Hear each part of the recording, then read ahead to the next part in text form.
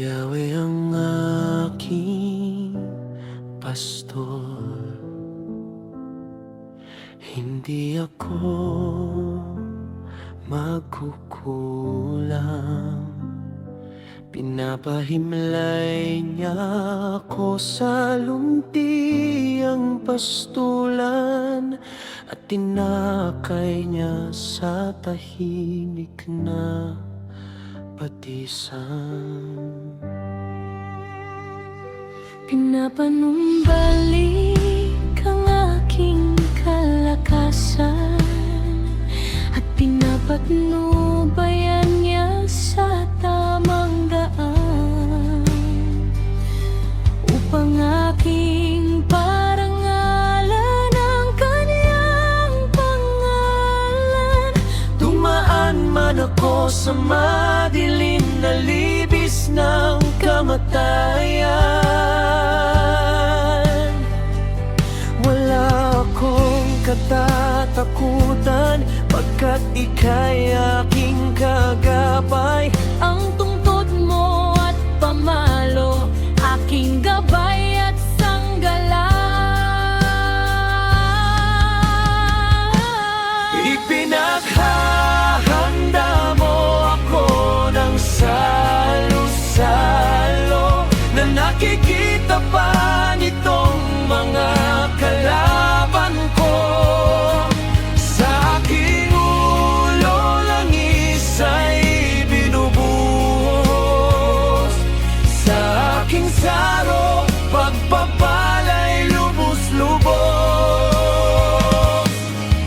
Kabutihan at pag-ibig mo sa akin di magkukulang. Siyang makakasama ko habang ako'y nabubuhay, At magpakailanman sa bahay ni Yahweh mananahan.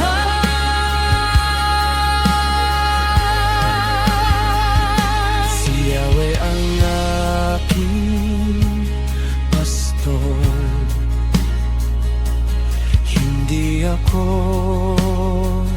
magkukulang. Pinapahimlay niya ako sa luntiang pastulan, at tinakay niya sa tahimik na batisan. Ipinaghahanda mo ako ng salo-salo, na nakikita pa nitong mga kalaban ko. Sa aking ulo langis ay binubuhos, sa aking saro pagpapalay lubos-lubos. Kabutihan at pag-ibig mo sa akin di magkukulang. siyang makakasama ko habang ako'y nabubuhay, At magpakailanman sa bahay ni Yahweh mananahan.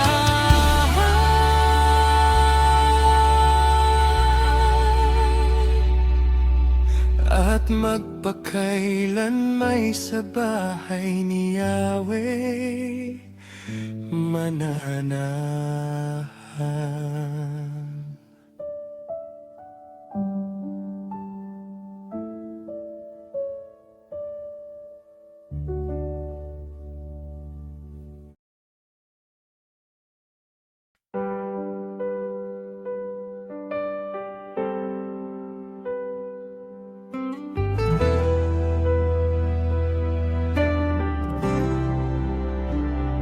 Ikaw, Jesus, ang ubasan, sa iyo ko ito nakakamtan. Ako'y sanga na mahina, lakas mo ang aking sigla. Kapag ako'y nananatili. Pag-ibig mo'y dumadaloy lagi. Buhay ko'y iyong binabago. Sa presensya mo'y lumalago. Ikaw ang ubas ng buhay, pinagmumulan ng tagumpay. Sa iyo ako'y namumunga. Pag-ibig mo'y aking dala. Kagalakan at kapayapaan, kabutihan at katapatan. Bunga ng Espiritu'y tunay, habang sa iyo'y nananahan.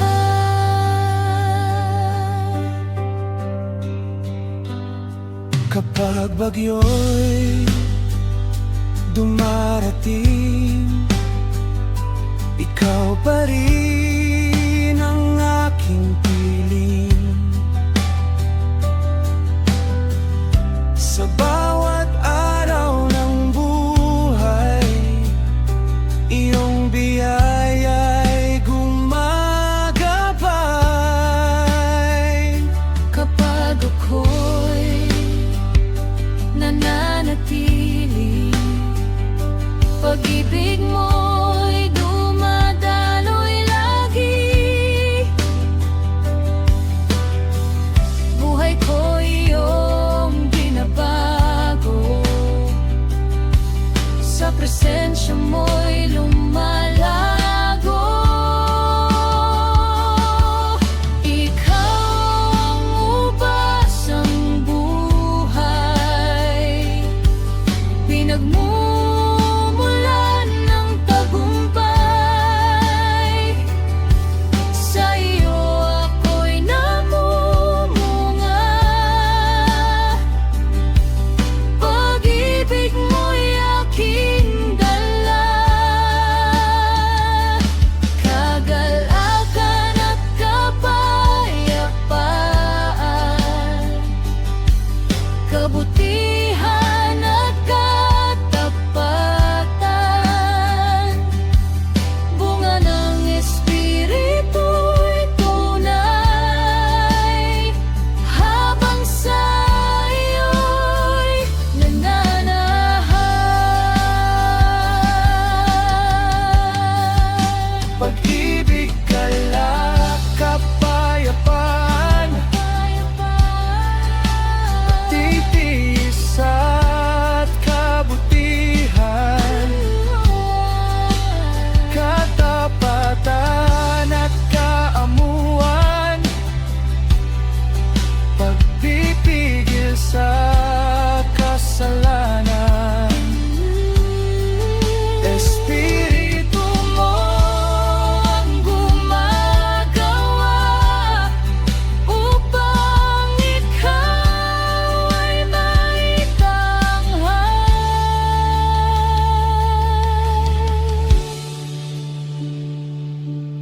Ikaw ang ubas ng buhay, sa iyo lamang ako'y tunal.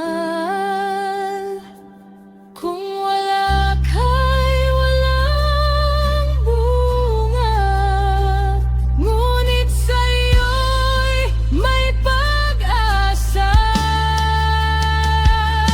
Jesus, ikaw ang ubas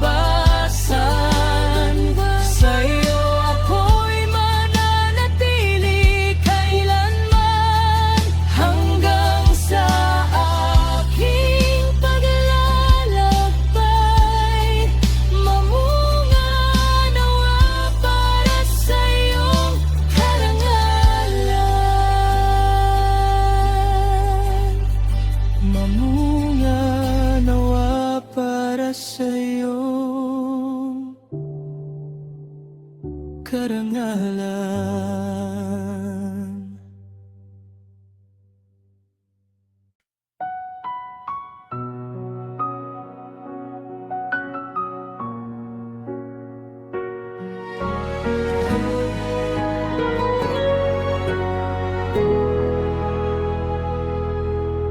Malit na tinig, mahirap marinig sa isang lipunang naghuhumindig. Mga katuwiran tila nakasandig, makapal na pader doon nakahilig. Bakit sinusukat ng ating lipunan tagumpay ng tao ayon kaniyang yaman? Itong edukasyon na waring nakamtan, bakit ginagamit sa kapahamakan? Bakit isang dukha binabalewala? Kaniyang katauhay may dangal na lubha, sang dakot na kanin sa pawis nagmula. Di ba mas maigi kesa pandaraya?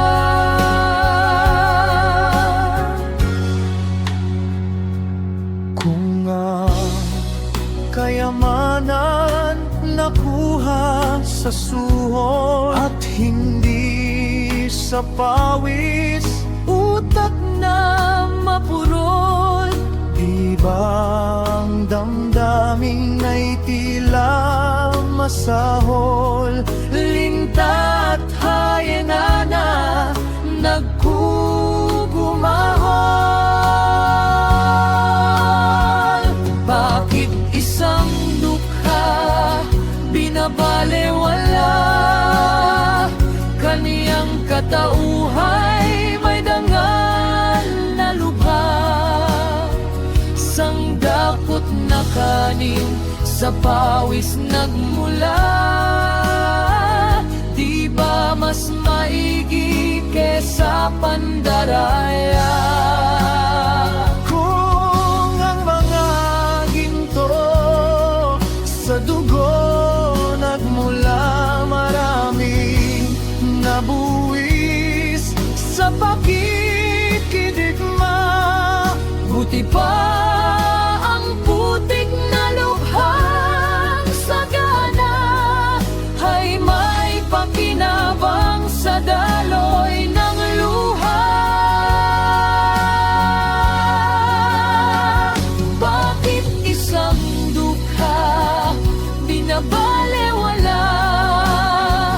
Kaniyang katauhay may dangal na lubha, sang dakot na kanin sa pawis nagmula.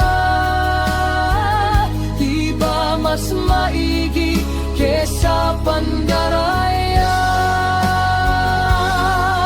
Masarap isubok ang mga pagkain kung nanggaling ito di sa pangingikil. Malinis na yaman, masarap gastusin, at ang iyong puso banal at taimtim.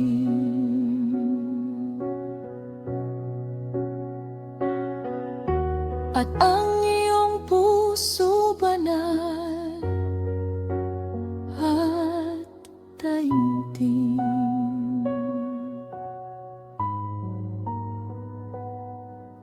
At ang iyong puso banal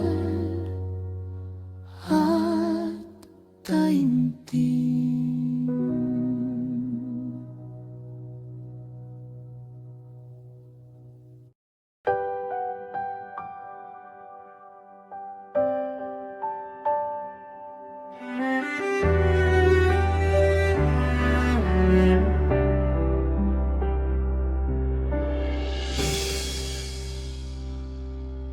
Kung nais mong maging dakila, matutong maglingkod sa iba.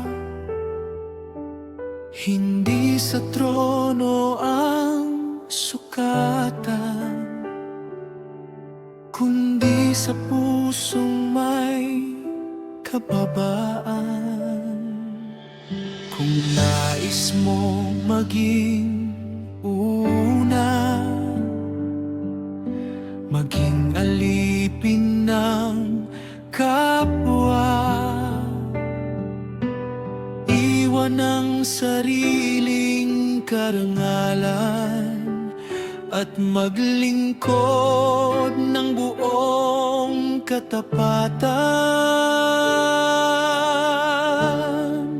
Kung nais maging una, maging lingkod ng lahat, Tulad ni Jesus na nag-alay, buhay niya'y buong tapat. Hindi siya naparito upang siya'y paglingkuran, kundi upang tayo'y paglingkuran at buhay niya'y ialay sa tanan.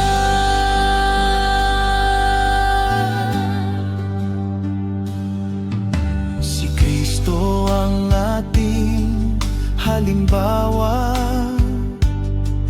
sa paglilingkod siya'y dakila. Ang kaniyang buhay ay inialay para sa lahat, ating manunubos na tunay. Hindi kapangyarihan ng hanapin, Hindi papuri ng sanlibutan, ang tunay na dakila sa Diyos ay pusong handang maglingkod. Kung nais maging una, maging lingkod ng lahat, tulad ni Jesus na nag-alay, buhay niya'y buong tapat. Hindi siya naparito upang siya'y paglingkuran, kundi upang tayo'y paglingkuran at buhay niya'y ialay sa tanan. Kung nais maging una, maging lingkod sa kapwa, sa yapak ni Kristo'y sumunod, maglingkod ng buong puso't loob.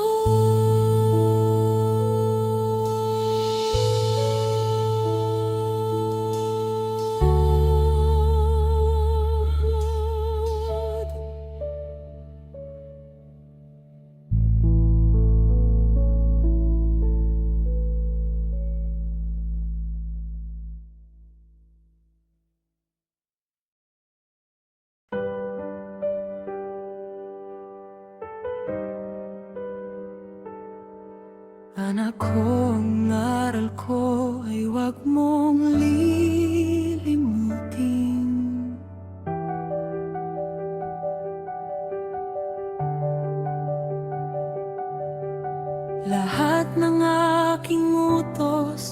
sa isipan mo'y itanim.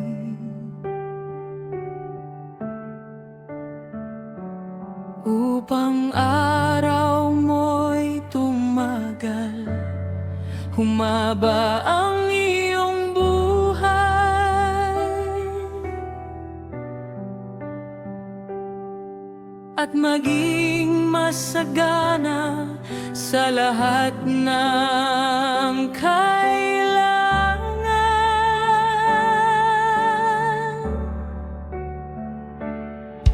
Pananalig at katapat ay huwag mong tatalikuran.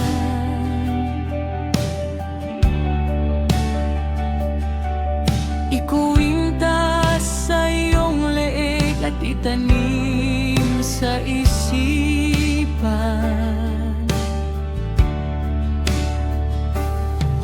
Sa gayon, malulugod sa iyo ang Diyos at kikilalanin ka ng mga tao. Kaya Yahweh ka magtiwala buong puso at lubusan, at huwag kang manananangan sa sariling karunungan. Sa lahat ng iyong gawain, siya nga'y alalahanin upang ika'y patnubayan sa iyong mga tatahakin.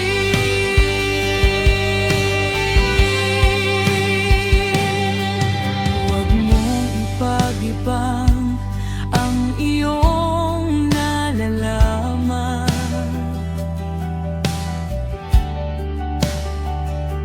Igalang mo't sundin si Yahweh at lumayo ka sa kasamaan.